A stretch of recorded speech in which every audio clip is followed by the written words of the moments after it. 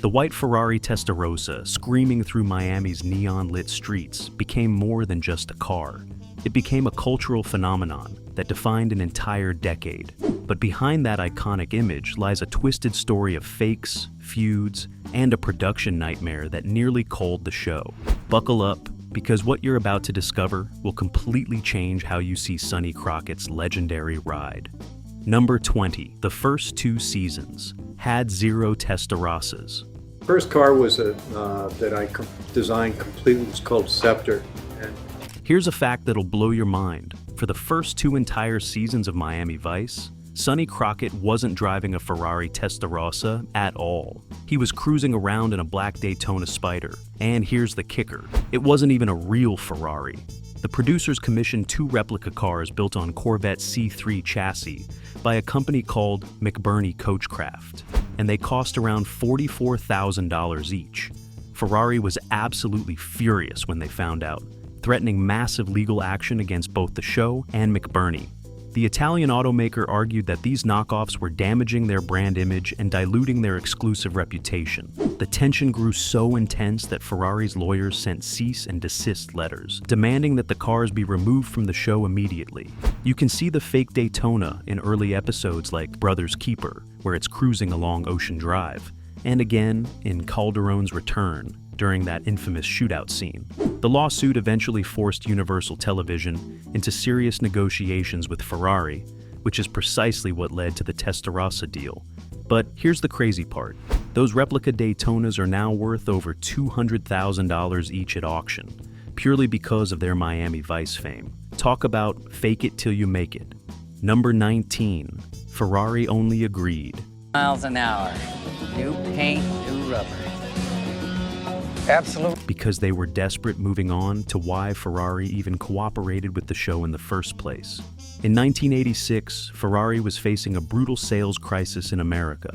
Lamborghini was outselling their cars, Porsche was dominating the luxury sports market, and the Testarossa was getting terrible press for being too wide, too impractical, and too expensive at over $180,000. Ferrari's North American division was hemorrhaging money, and they needed a marketing miracle fast. When Universal Television approached them with a deal to feature the Testarossa prominently on Miami Vice, Ferrari initially refused, calling television exposure beneath the brand. But after 3 months of negotiations and declining quarterly reports, they finally caved. The deal was unprecedented. Ferrari would provide 2 Testarossa test vehicles for filming, but the show had to follow strict rules. No damage to the cars, no modifications without approval, and absolutely no scenes showing the interior mechanics. You can spot the moment this deal came together in Season 3's premiere episode, When Irish Eyes Are Crying, where Crockett unveils the white Testarossa in that legendary slow-motion shot with Phil Collins playing. There's another gorgeous reveal in Stone's War, where the camera pans across the car's signature side, strakes for what feels like forever. Within 6 months of that episode airing, Ferrari's American sales jumped by 214%. The Testarossa went from struggling exotic to absolute must-have status overnight. Number 18. The white color was a complete accident. It's been certified by Ferrari. It's like just unreal. And speaking of that iconic white color, here's a weird fact that'll surprise you. It was never supposed to be white at all. Ferrari delivered the Testarossas to the Miami Vice set in traditional Rosso Corsa red, which is Ferrari's signature racing color. But when cinematographer Bobby Roth started doing camera tests under Florida's brutal sun and Miami's famous neon lights, the red completely disappeared on film. In daytime shots, the car looked washed out and orange. Under neon, it turned purple or black, depending on the lighting. The production team panicked because they had already promoted the Ferrari heavily in marketing materials. Director Michael Mann made an executive decision to repaint both cars in white, which he called Miami White, because it reflected the neon perfectly and created that dreamy, ethereal look he wanted. Ferrari's executives were absolutely livid when they found out, calling the white paint job an insult to Ferrari's heritage. Enzo Ferrari himself supposedly said the white Testarossa was like putting a tuxedo on a tiger. You can see how stunning the white looks in the episode Out Where the Buses Don't Run during the sunset chase sequence. And again in Missing Hours, where it's parked outside that Art Deco hotel, with pink and blue lights bouncing off the hood. That accidental color choice became so iconic that white became the second most popular Testarossa color worldwide, right after red. Ferrari even introduced an official Miami Vice white option in 1987. Number 17. Don Johnson couldn't actually drive it properly. Well, if Crockett was, wearing a seatbelt, wouldn't be as exciting and dangerous. But here's the kicker about the show's leading man. Don Johnson, despite playing the coolest driver on television, couldn't actually handle the Testarossa properly. The car had a mid-mounted flat 12 engine, producing 390 horsepower, a 5-speed manual transmission, and absolutely zero electronic assists. No traction control, no ABS, nothing. Johnson had learned to drive on American muscle cars and had no experience with mid-engine exotics, which handle completely differently because of their rear weight bias. During the first week of filming with the Testarossa, Johnson spun out twice, stalled the engine repeatedly, and ground the gears so badly that Ferrari's technical representative threatened to pull the cars from production. The solution? For any scene requiring actual driving skill, tight corners, high-speed chases, aggressive acceleration, they used professional stunt driver Bobby Orr, who wore Don Johnson's costumes and a wig. You can spot Bobby behind the wheel in Stone's War during the insane port chase scene, and definitely in Buddies when Crockett power slides through downtown Miami. Johnson only drove the car himself, in straight-line shots, slow cruising scenes, and when it was parked. The show's insurance policy specifically prohibited Johnson from exceeding 45 miles per hour in the Testarossa, after he nearly crashed it into a camera truck during the episode Bought and Paid For. Even in close-up driving shots, Johnson's hands on the wheel were often filmed separately and edited in later. Number 16. There were actually 5 different Testarossas used.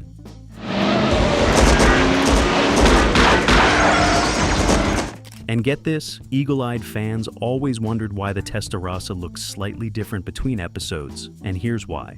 There were actually 5 different Testarossa cars used throughout the show's run. Ferrari initially provided 2 white 1986 models, but after one was severely damaged during filming of Stone's War, when a stunt went wrong, they had to source replacements quickly. Universal Television bought 2 used 1984 models from private collectors and had them repainted to match. The 5th car was a non-running shell used exclusively for interior close-ups and stationary shots. Each vehicle had subtle differences, different wheel designs, slightly varying side mirror shapes, and even different dashboard configurations because Ferrari had updated the interior design between the 84 and 86 model years.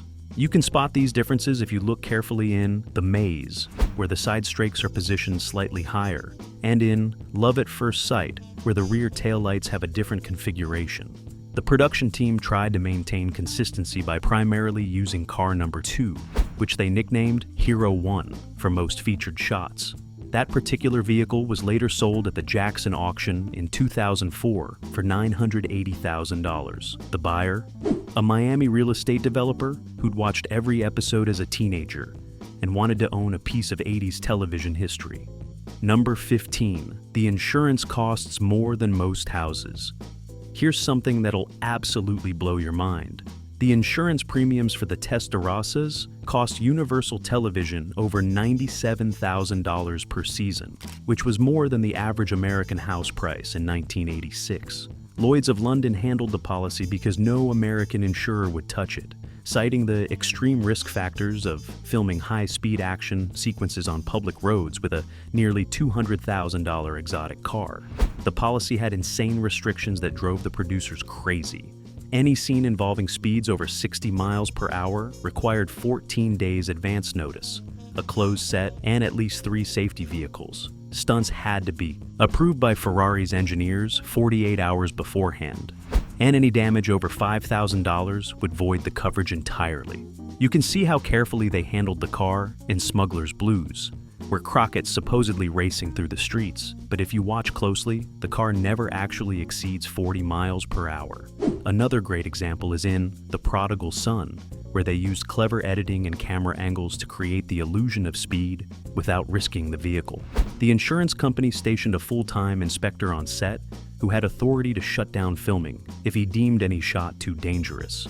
This guy, named Arthur Pemberton, became so hated by the crew that they started calling him the Ferrari babysitter. His presence added an average of 4.3 hours to every shooting day involving the Testarossa. Number 14, the engine sound. You hear is usually fake. Moving on to something that'll ruin the show for you. That iconic roaring engine sound you hear when Crockett's Testarossa accelerates, it's rarely the actual car. The Testarossa's flat 12 engine produces a particular high-pitched mechanical whine that sound engineers considered too refined and not aggressive enough for television. They wanted something that sounded more raw, more powerful, more American. So they dubbed it over with sound effects from completely different cars. For most of Season 3, they used recordings from a Chevrolet Corvette ZR1 with modified exhaust. In Season 4, they switched to sounds from a Ferrari F40 prototype that Ferrari had provided for a different promotional project. The sound mixing team even layered in synthesizer effects in some episodes to make it sound more futuristic and match the show's electronic music aesthetic. You can really hear the fake engine notes in The Fix during that opening sequence where Crockett's supposedly pushing the car hard, but the sound doesn't match the visual RPM at all. It's even more apparent in Duty and Honor, where the engine sound continues at high revs, even though you can clearly see the car is just idling. Audio engineer Tommy Vig later admitted they recorded the Testarossa's actual engine only twice during the entire series run. The rest, pure Hollywood magic. Ferrari was never told about this audio switcheroo, and when they discovered it years later during a retrospective interview, their spokesperson called it an unfortunate misrepresentation of our engineering excellence. Number 13. The car was too wide for most Miami streets. And speaking of filming challenges, here's a logistical nightmare nobody talks about. The Testarossa is 77.8 inches wide, making it one of the widest production cars ever built. And it simply didn't fit through most of Miami's historic Art Deco district streets. The production team had to redesign their shooting schedule around this issue completely. Collins Avenue, Ocean Drive, and Washington Avenue, the show's most iconic locations, have street widths dating back to the 1920s that barely accommodate modern sedans.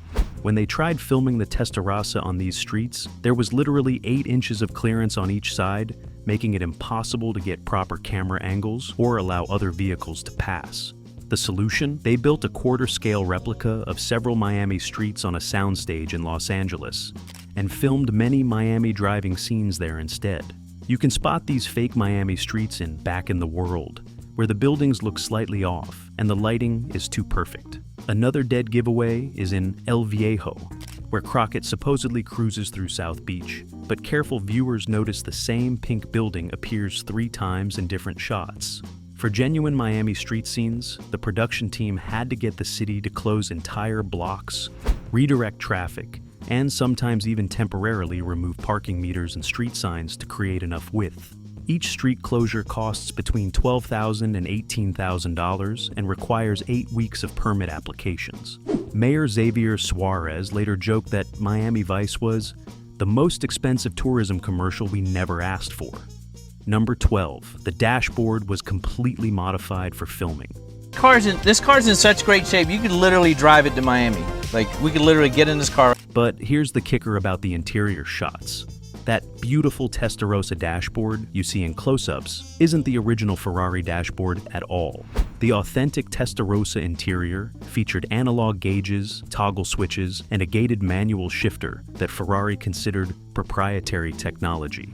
They refused to allow detailed filming of these components, fearing competitors might steal design elements, or that close-up footage could reveal trade secrets about their gauge calibration methods. Universal's solution was to commission a replica dashboard built by Hollywood prop master Michael Burnett, who'd previously created the DeLorean interior modifications for Back to the Future. Burnett's fake dashboard looked nearly identical, but used generic aftermarket gauges, dummy switches that didn't actually control anything, and a modified shifter that was easier for actors to manipulate during scenes. You can see the fake dashboard in tons of episodes, particularly Viking Bikers from Hell, where there's an extreme close-up of the speedometer climbing, and Payback, where Crockett's supposedly shifting gears, but the shifter movement doesn't match the engine sound at all. The replica dash cost $41,000 to build and took 6 weeks to complete. It was so convincing that Ferrari didn't discover the substitution until 1992, 7 years after filming began. The original Testarossa interiors were only shown in wide shots where details weren't visible. This meant that during any scene requiring actors to interact with controls, they were touching props that literally did nothing. Number 11. Phil Collins accidentally created. The car's iconic status, and get this, The old thing, eh? Gonna kill a little twerp. Going somewhere, Philly? the Testarossa's legendary status in pop culture wasn't actually created by the show itself, but by musician Phil Collins through a complete accident. In January 1986, Collins was filming the music video for In the Air Tonight in Miami and needed a dramatic location shot. His production team contacted Miami Vice's producers, asking to borrow some of their equipment and maybe feature a police car for authenticity. Instead, they got offered the white Testarossa for 24 hours in exchange for promoting the show. Collins filmed the now famous sequence where he's sitting in the Testarossa at night with neon lights reflecting off the hood while singing that iconic drum break. MTV played that video 67 times per week during its first month, giving the Testarossa more exposure than any episode of Miami Vice could have. The video reached 143 countries and was seen by an estimated 400 million people. You can see the influence in the Miami Vice episode Forgive Us Our Debts, where they deliberately recreated the video's lighting setup, and again in Little Prince, where Crockett's sitting in the car with identical neon reflections during an emotional moment. Ferrari's marketing department later calculated that Collins' music video generated more brand awareness than their entire 1986 advertising budget combined. The video single-handedly shifted the Testarossa from expensive Italian exotic to aspirational lifestyle symbol. Collins reportedly received a personal thank you letter from Ferrari's chairman and a complimentary weekend with a new Testarossa, though he never actually bought one himself because he preferred Porsches. Number 10, the maintenance bills were absolutely insane. I have had the air conditioning on. It works absolutely wonderfully. Here's something that'll make you appreciate your Honda. Maintaining the Testarossas for filming cost Universal Television approximately $19,000 per month, and that's in 1980s money. Ferrari required that all service work be performed exclusively by its certified technicians, who had to fly down from Ferrari of Fort Lauderdale or from the Ferrari of North America headquarters in New Jersey. A simple oil change required 12 quarts of specialized synthetic oil at $47 per quart, plus 3 hours of labor at $220 per hour.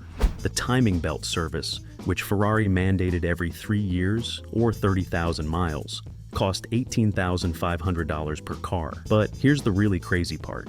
The show's aggressive filming schedule put an average of 47,000 miles per year on the hero cars, meaning they needed that service annually instead. The clutch assemblies wore out every 4 months from all the start-stop filming, with each replacement costing $9,300. You can actually see evidence of mechanical issues in Knock Knock Who's There?, where the car visibly lurches during a supposedly smooth acceleration scene, and in Redemption in Blood, where careful viewers notice the engine stuttering during what should be a seamless getaway sequence.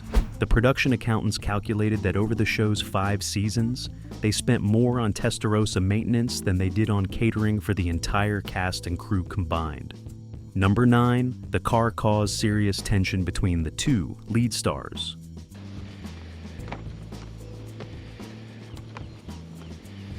Moving on to some serious behind-the-scenes drama, the Testarossa became a major source of conflict between Don Johnson and Philip Michael Thomas, who played Ricardo Tubbs. Thomas felt the show's obsession with Crockett's Ferrari created an imbalance that made him look like a sidekick rather than an equal partner. He repeatedly complained to producers that while Crockett got the glamorous Testarossa, Tubbs was stuck driving a series of unremarkable Cadillac Coupe de Villes, and later, a Cadillac Alente that nobody cared about. Thomas demanded equal car time, arguing that his character deserved something equally impressive. The tension escalated during season 4 when Thomas refused to film several scenes unless the script gave Tubbs a comparable vehicle moment. Executive producer Michael Mann finally agreed to feature Tubbs' Cadillac more prominently, but viewers and critics barely noticed. You can actually feel the tension in episodes like Missing Hours, where Thomas's performance seems noticeably cold during scenes involving the Ferrari, and in World of Trouble, where Tubbs makes several sarcastic comments about Crockett's car that weren't in the original script. Thomas later admitted in a 1994 interview that he resented the Testarossas' fame, saying it represented everything wrong with the show's priorities. Johnson, meanwhile, grew so attached to the cars that he attempted to purchase Hero 1 after filming Wrapped, offering Universal $250,000. They refused, knowing the car's value would skyrocket. Their instinct was right. That same car sold for nearly $1 million decades later. Number 8. It spawned a massive counterfeit merchandise industry. Everything's working. I've tried the fan, the heater. And speaking of money, here's a wild fact about the business side. The Miami Vice Testarossa became the most counterfeited television vehicle in merchandising history, generating an estimated $470 million in unlicensed products between 1986 and 1992. Universal Television had licensing deals for official Testarossa, die-cast, models, posters, and video game appearances, but they completely underestimated the demand. Chinese manufacturers flooded the market with fake merchandise, everything from model cars to clothing featuring the Testarossa's image. The counterfeit operation got so sophisticated that fake official Miami Vice Testarossa model kits were being sold in legitimate American toy stores, complete with forged Universal licensing stamps. Universal's legal team spent over $3 million fighting these counterfeiters, but could barely make a dent. You can see the merchandising push in the show itself during episodes like The Maze, where the Testarossa is prominently featured in the opening credits with perfect lighting for toy box photography, and Sons and Lovers, where there's an unusually long static shot of the car that Universal later admitted was filmed explicitly for promotional materials. Mattel's official Hot Wheels Miami Vice Testarossa became their third best-selling model of 1987, moving over 14 million units. But investigators estimated that for every legitimate Hot Wheels sold, 7 counterfeit versions were sold through flea markets, gas stations, and independent retailers.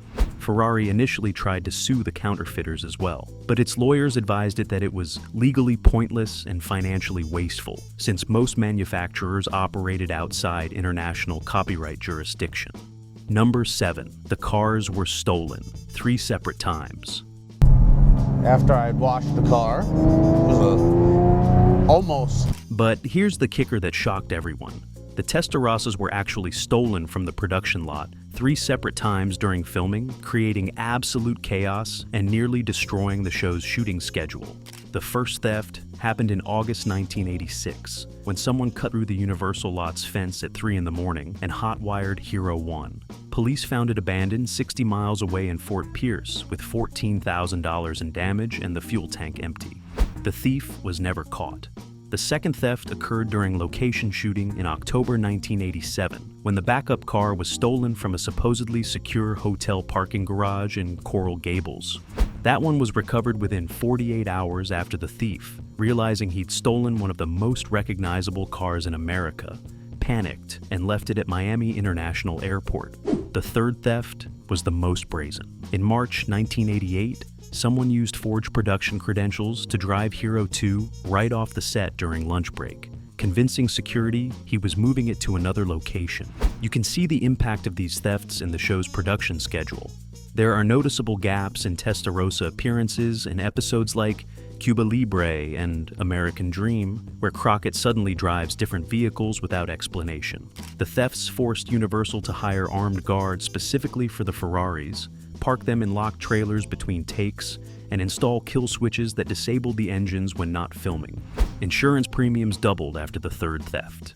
Number 6. The side strakes were constantly breaking off during filming. I like to think of the Miami Grand Prix as being a little like Christmas, Totes. That's right, once a year. And get this, those iconic side strakes that make the Testarossa instantly recognizable? They were an absolute nightmare for the production crew because they kept breaking off during filming. The strakes are actually functional air intakes designed to cool the radiators, but they're made from relatively thin aluminum and fiberglass composite, a material Ferrari engineers designed for careful street driving, not Hollywood stunts. Every time the car went over a bump too fast, scraped a curb, or got too close to another vehicle, those strakes would crack, bend, or completely detach. The production team went through 47 replacement strakes during the show's run, at approximately $3,200 each. They eventually started keeping 6 spare sets in the prop truck during every shoot. You can actually spot damaged or misaligned strakes if you observe in Stone's Ward during the port chase scene. The passenger side strakes are visibly bent, and in Walk Alone, there's a continuity error where the strakes are pristine in one shot and damaged in the next, because they'd been replaced between takes.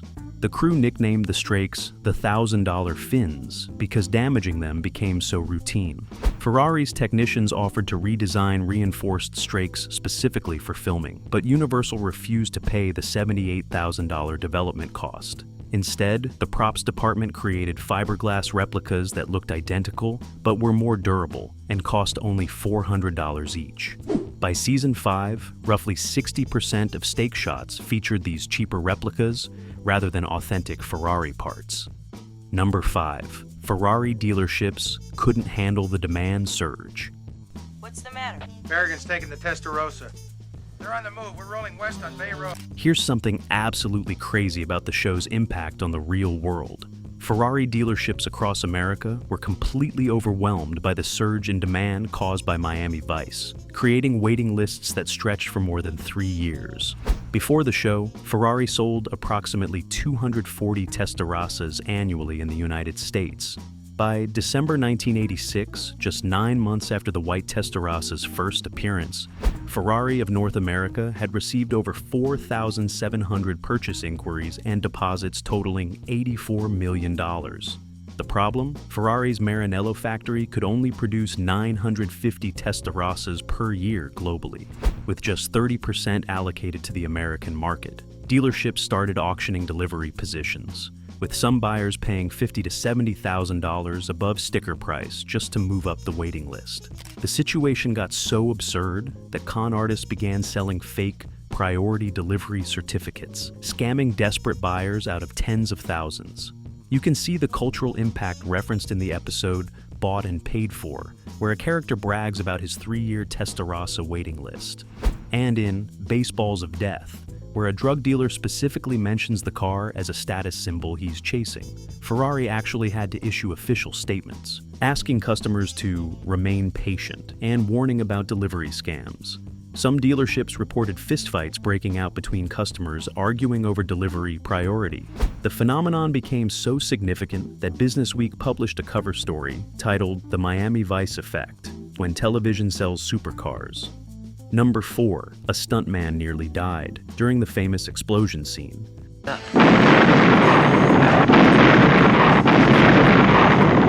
Moving on to the most dangerous moment in the show's history.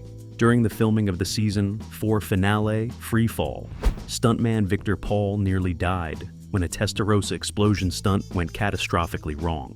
The scene called for the car to explode after Crockett escapes, using a gutted Testarossa shell packed with movie pyrotechnics. Paul was supposed to run 25 feet from the car, hit his mark, and the explosion would trigger 5 seconds later. But the detonator malfunctioned, firing 3.2 seconds early while Paul was only 12 feet away. The blast's concussive force threw him 17 feet through the air, rupturing his left eardrum, breaking 2 ribs, and causing second-degree burns on his back and neck. The explosion was supposed to produce a fireball 8 feet high, but instead created a 23-foot inferno that singed the camera operator's eyebrows. You can actually see how violent the explosion was in the aired episode. Paul's stunt double in that final shot is clearly a different person, because Paul was hospitalized. There's another angle shown in Freefall Part 2, where you can see debris flying much farther than intended. Production shut down for 11 days, while investigators from both Universal's insurance company and the California Fire Marshal examined what went wrong. They discovered the pyrotechnic supervisor had miscalculated the explosive ratios by a factor of 3. Paul sued Universal for negligence, settling out of court for an undisclosed amount, reportedly exceeding $600,000. He never worked on Miami Vice again. Number 3. Michael Jackson bought one because of Crockett.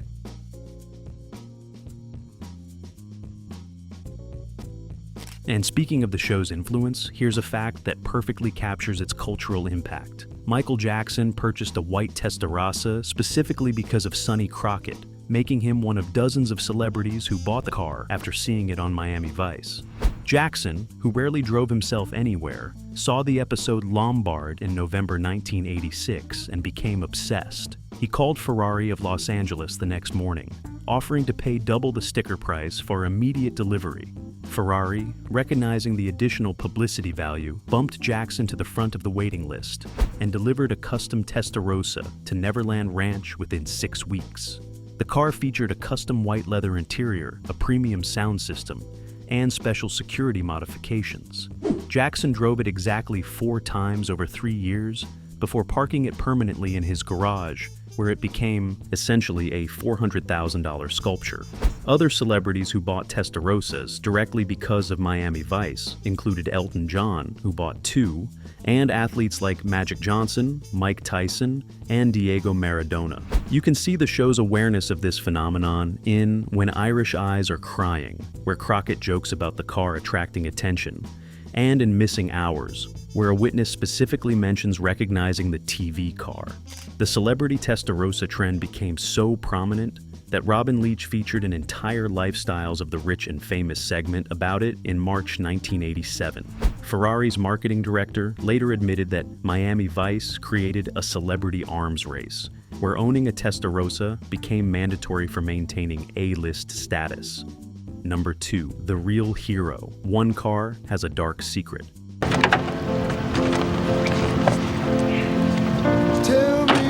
But here's the kicker that'll change everything. Hero 1, the primary Testarossa, featured in most episodes and later sold for nearly $1 million, has a legitimately dark history that Ferrari and Universal kept hidden for decades. In July 1988, between filming seasons 4 and 5, Hero 1 was involved in a fatal accident during an unauthorized joyride. A production assistant named Marcus Webb, who had access to the keys, took the car out at 2 in the morning and struck and killed a pedestrian on the Rickenbacker Causeway. Webb fled the scene, returned the car to the lot, and said nothing. The damage, a cracked bumper and headlight, was discovered the next morning and attributed to vandalism. The truth only emerged in 2009 when Webb, dying of cancer, confessed to a priest who convinced him to contact the victim's family. By then, the statute of limitations had expired, but the revelation devastated the victim's family and shocked Miami Vice fans. You can actually see Hero 1 with that repaired front end in later episodes like Hard Knocks and Too Much Too Late. If you know what to look for, the headlight assembly sits slightly lower than the other side. The car's current owner, a collector in Dubai, was horrified to learn its history and reportedly considered destroying it. Ferrari tried to buy the car back to prevent further publicity, but was refused. This dark secret explains why Universal was initially so reluctant to sell it, and why the authentication documents were mysteriously incomplete. Number 1. The final scene's Testarossa wasn't real at all.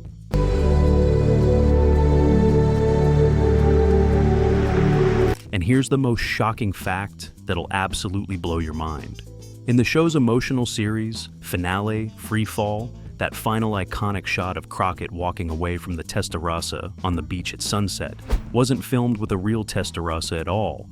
It was a full-scale fiberglass replica, explicitly built for that scene. By May 1989, both remaining Hero cars were so mechanically exhausted and cosmetically damaged that Ferrari refused to certify them for further filming. The engines had catastrophic wear, the transmissions were failing, and the bodies had stress fractures from 5 years of abuse. Universal needed one final, perfect shot, but couldn't risk further damaging the cars because they were contractually obligated to return them to Ferrari in restorable condition. So they commissioned special effects, House DreamQuest images to build a lightweight replica that could be easily positioned on the beach without sinking into the sand or requiring engine operation. The replica costs $47,000 and took 6 weeks to construct. It looked absolutely perfect on camera, but was literally just a hollow shell with no interior, no engine, and no functional components. You can spot subtle tells in Freefall Part 2.